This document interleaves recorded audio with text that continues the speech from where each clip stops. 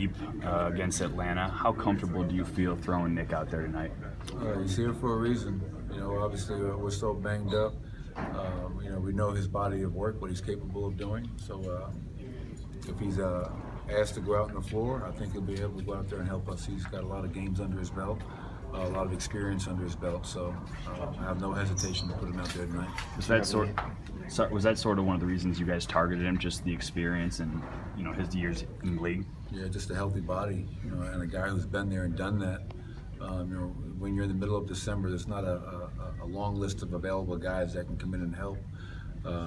Tim Connolly, Wes Unseld, guys that have been around Nick, know him as a person. My first time coaching him, but teams have to game plan for Nick. He is a threat off the bench. He's got great size. I think career-wise, he's 37, 38% from the three-point line. And I told him tonight, right now, he's got a million things going at him. I said, listen, when you're on the floor tonight, just relax, play your game. If you're open, shoot it. If you're not, make a play for somebody else. But yeah, his talent level and his experiences and the playoff experience, all reasons that he was an attractive candidate for us. Coach, can or will you share with Paul and Gary if it's a matter of weeks or if it's a matter of months, what the timeline is? Yeah, I'm not a doctor by any means, Matt, but I don't think it's months. I'm hoping it's weeks.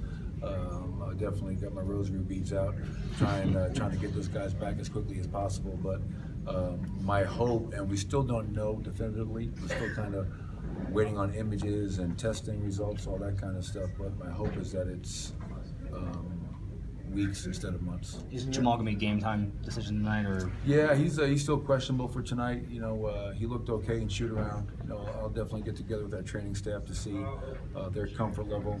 I thought you could really see in the Atlanta game he was playing through a lot of pain out there, and so as much as we want to win every game, I think it's really important to take a long-term, big picture approach at times, and we don't want to put anybody out there if they're not able to go out there and help their team win. But Jamal looked okay this morning, and we'll see about his availability for tonight. What's your message to the locker room? Is it as simple as next man up? Yeah, we got games to play. I told him during the huddle in Atlanta, Atlanta doesn't care that we have 3 starters out. Memphis doesn't care we have 3 starters out. This life in the NBA. We've been there before, and it's always about next man up, taking advantage of an opportunity. But the things that allowed us not to win Atlanta had nothing to do with injuries. It had to do with awful passing, poor transition defense, leaving guys wide open at the 3-point line. And that has nothing to do with Paul, Gary, and Will being out. So we have to be better than we were last game. How do you guys get, Trey Lyles going a little bit? Shots struggling a little bit right now. How do you kind of get him going, or what's the message to him? Yeah, I think the message is making sure that he's maintaining and keeping his confidence. He's struggling right now. There's no other way around it, but we all also know what he's capable of doing and the level he's capable of playing at for us. And with the injuries that we have right now, we need that. We need the Trey Lyles that came in last year when Paul went down and played great. I just want him to stay aggressive. If the 3-point shot's not falling, find other ways to contribute to the game, attack the basket, live at the rim, live at the foul line, make plays for your teammates, defend at a high level, rebound at a high level.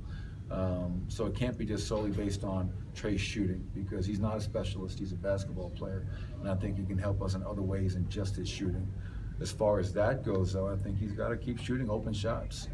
He puts a lot of time into it, and I think it's just a matter of having the mental toughness and the confidence to stay with it. Coach, you've been a very, very good defensive team, but when you're missing 2 of arguably your best defenders, how do you maintain that? Yeah, it's definitely a challenge. Last year we got off to a great start defensively, and Paul goes down, and the defense suffered from that. And to your point, now to have Gary Harris out and Paul Millsap, 2 guys that you can count on every night to defend at a high level, your defense at first glance probably is going to take a hit, but that's when other guys have to step up. They got to take the challenge of guarding. Tonight they have a big front line in Gasol and Jackson, who've been playing very well. And when guys are out offensively and defensively, no excuses, find a way to get the job done. And that's on Trey, that's on Mason, that's on Malik. that's on Torrey, it's on Nick Young, whoever. Those guys have to step up, and excuses are readily available whenever you want them to be, and I don't want to be a team that makes those excuses. Because team defense is so systemic, does being good at defense maybe make something you can rely on during a stretch where you're missing scoring production power? Yeah, you hope so. I mean, because right now, I mean, we can't make shots at a consistent clip, and so you have to rely on your defense. You go to the last time we played Memphis, this team is last in the NBA in pace. They're first in passes per game. It's going to be a low-scoring affair. They beat us 89-87. The key to this game is going to be our ability to value the ball. I said it after the game in Atlanta, that was our worst passing game. The first play of the game, we couldn't even enter the ball to the elbow. And that was throughout. This team, we lost that game in Memphis, 19 turnovers, 23 points. They're very handsy, active hands deflections, and they turn teams over at a high level. So offensively, yes, you got to make shots, but more importantly, you got to take care of it, because any extra possessions they get off of turnovers and offensive rebounds could be the key to the game. Mike Conley has said that it took him 5 full seasons to learn how to play point guard, but now he's one of the best game managers. I think, to Mike Conley's point, the experience of going through the trials and tribulations of being a point guard in a very demanding Western Conference, you learn on the job, and you have to. The luxury he has had the continuity of playing with Marc Gasol, and those two, I think, are arguably one of the top two-man combinations in the NBA. But what Jamal can learn is, Mike Conley can impact the game with his scoring, his playmaking, his defense, and he reads the game so well. He knows when to get off the ball, and he knows when to take over and make the shot and make the play. And I think sometimes Jamal is, instead of reading the defense, kind of premeditates at times what he's going to do. But just like Mike Conley, I think Jamal, in his third year, has grown and made tremendous strides from year one to today. And he'll continue to do so because he's a student of the game. He wants to learn, and most importantly, he wants to be great. Last year, you kind of mixed and matched with your starters when Paul was out at the 4. Do you want to stick with Trey there, or do you just kind of want to mix it up based on who you're playing? I think, we can definitely mix it up. I talked to Mason and Trey before the Atlanta game.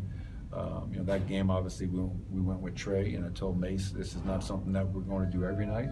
We can make changes or we can stay the same, but I think all guys understand with the injuries that we have right now, that kind of throws your lineup and your rotations out the window, and you almost take it on a game-by-game basis. What matchup, what lineup, what personnel will give us the best chance to get off to a good start, and to close the game, what lineup is going to give us the best chance to hopefully win the game in the end. So it's not always about starting, it's about who finishes, and we're going to need everybody as shorthanded as we are. Thanks, guys. Thank you. Thanks.